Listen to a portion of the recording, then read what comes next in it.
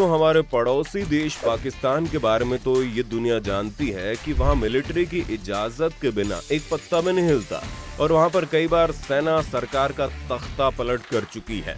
लेकिन एक सवाल कई लोगों के जहन में रहता है कि जब भारत और पाकिस्तान एक ही वक्त पर आजाद हुए, दोनों के आर्मीज ने एक ही एकेडमी में ट्रेनिंग की, तो ऐसा कैसे हो गया कि एक डेमोक्रेसी बिल्कुल खिलाफ हो गई और दूसरे ने कभी पॉलिटिक्स में इंटरफेयर नहीं किया, या शायद किया भी है लेकिन आपको पता नहीं चला। क्या भारतीय आर्मी ने भी कभी सरकार को टेक ओवर करने की कोशिश की है? भारत में आज तक मिलिट्री शासन क्यों नहीं आया? आज जानेंगे हम सब, तो बने रहिए वीडियो के अंत तक हमारे साथ। लेकिन वीडियो शुरू करने से पहले अगर आप चैनल पर नए हैं या आपने अभी तक चैनल को सब्सक्राइब नहीं किया तो चैनल को सब्सक्राइब करना और बेल आइकन दबाना ना भूलें।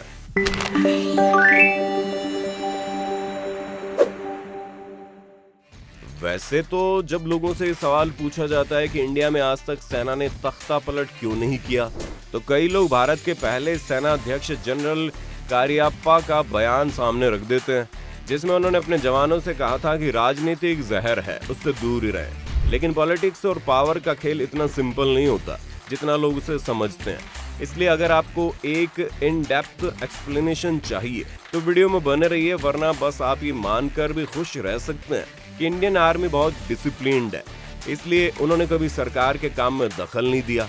चलिए अब चलते हैं पहली वजह की ओर। किसी भी देश में मिलिट्री तब सरकार से ज्यादा ताकतवर हो जाती है जब सरकार कमजोर होती है और अपने नागरिकों को बेसिक से बेसिक सुविधाएं देने में उन्हें परेशानी आती है, जैसे कि पाकिस्तान के लाहौर में 1953 में हुआ, जहां एंटी अहमदिया राइट्स हुए थे और सिचुएशन को कंट्रोल में करने के लिए आर्मी को बुलाया गया। पाकिस्तान आर्मी ने हालात को काबू में किया, लेकिन उसके बाद उन्होंने वहां पर बिल्डिंग्स को पेंट करने से लेकर सड़कों को ठीक करना और कम्युनिकेशन नेटवर्क्स को रिस्टोर करने जैसे काम भी किए। सरकार को जो काम करने में सालों लग जाते थे वो आर्मी ने कुछ हफ्तों में ही कर दिया। इससे लोगों को समझ में आया कि आर्मी काम करने में कितनी एफिशिएंट है।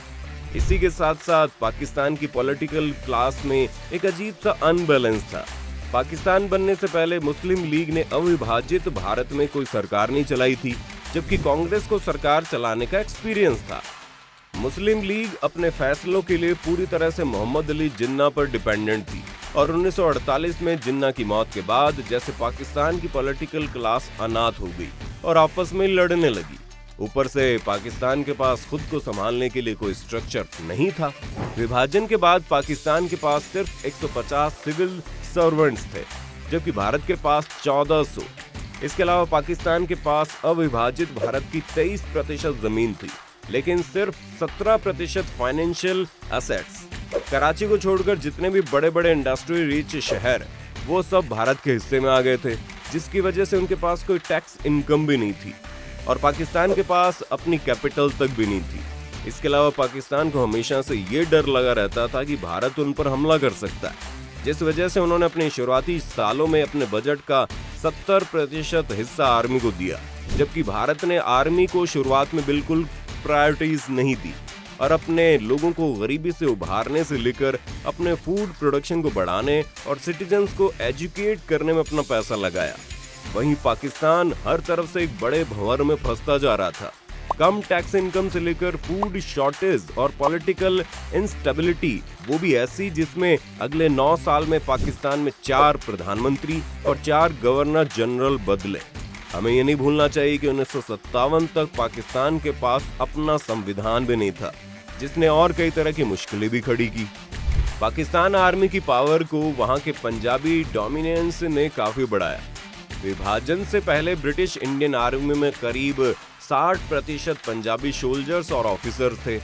अब क्योंकि पार्टीशन के वक्त पंजाब का ज्यादातर हिस्सा पाकिस्तान की तरफ चला गया और साथ में आर्मी में कई पंजाबी सोल्जर पाकिस्तानी होने के साथ साथ मुसलमान भी थे, इसलिए वो पाकिस्तान चले गए।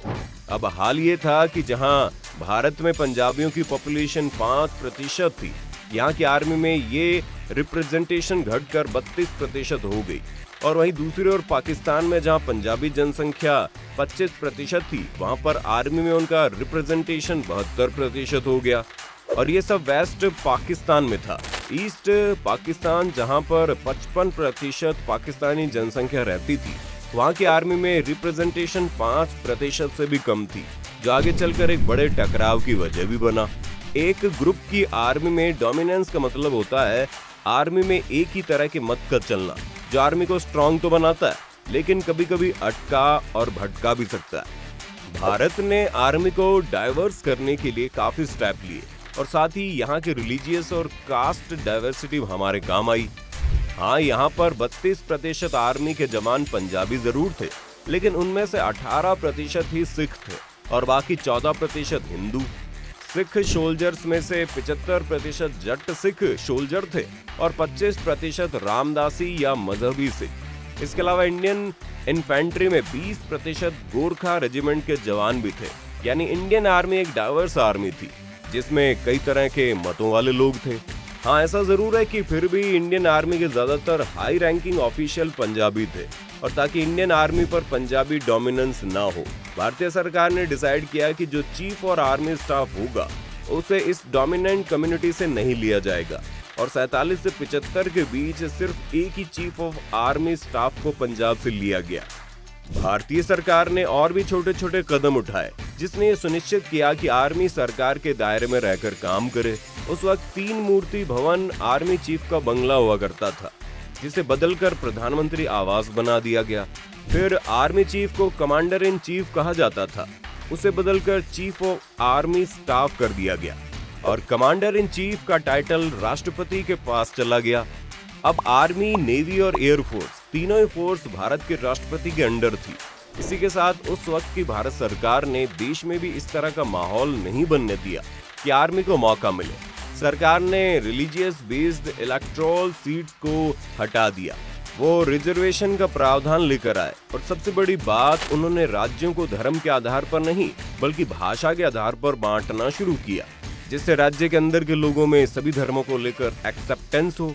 ये लैंग्वेज वाली बात बहुत जरूरी थी क्योंकि जहां भारत ने भाषा के आधार पर राज्यों को बांटा और राज्यों को अपनी भाषाओं में काम करने की स्वतंत्रता दी, वहीं पाकिस्तान की सरकार ने उर्दू को नेशनल लैंग्वेज डिक्लेयर कर दिया, जबकि वहां के 55% लोग जो ईस्ट पाकिस्तान में रहते थे वो उर्दू नहीं जानते थे। और बांग्लादेश की लड़ाई में ये भी एक अहम मुद्दा रहा। भारत सरकार ने आर्मी को कंट्रोल करने के लिए और भी कई डिसीजंस लिए।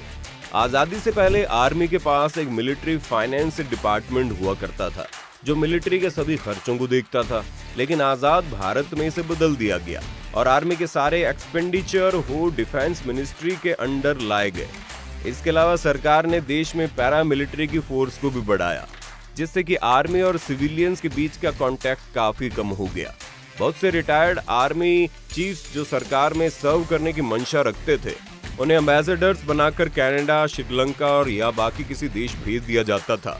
ये सभी स्टाफ बहुत क्रूशियल थे क्योंकि इन्होंने ये सुनिश्चित किया कि भारत अपने शुरुआती सालों में किसी आर्मी रूल के अंडर ना आए और एक डेमोक्रेसी की तरह अपनी पहचान बना सके। ये बात याद रखिएगा, पूरी दुनिया मानती थी कि भारत का लोकतंत्र सरवाइव नहीं कर पाएगा। भारत का पहला इलेक्शन कवर करते हुए टाइम मैगजीन के पत्रकार ने तो ये तक कह दिया था कि वो भारत का आखिरी इलेक्शन कवर कर रहा है, लेकिन इसके बावजूद भारत का लोकतंत्र आगे बढ़ा और उसने अपनी आर्मी की गरिमा को कम नहीं होने दिया। आपको क्या लगता है, अगर भारत में मिलिट्री रूल लग जाता है तो क्या आप उसका समर्थन करेंगे या आप लोकतंत्र से ज्यादा खुश हैं? हमें कमेंट सेक्शन में बताइए जरूर। उम्मीद है ये वीडियो देखकर आपको काफी कुछ जानने का मौका मिला होगा। अगर आपको वीडियो पसंद आई तो वीडियो को लाइक करें। अगर चैनल पर नए हैं या आपने अभी तक चैनल को सब्सक्राइब नहीं किया तो चैनल को सब्सक्राइब करना और बेल आइकन दबाना ना भूलें।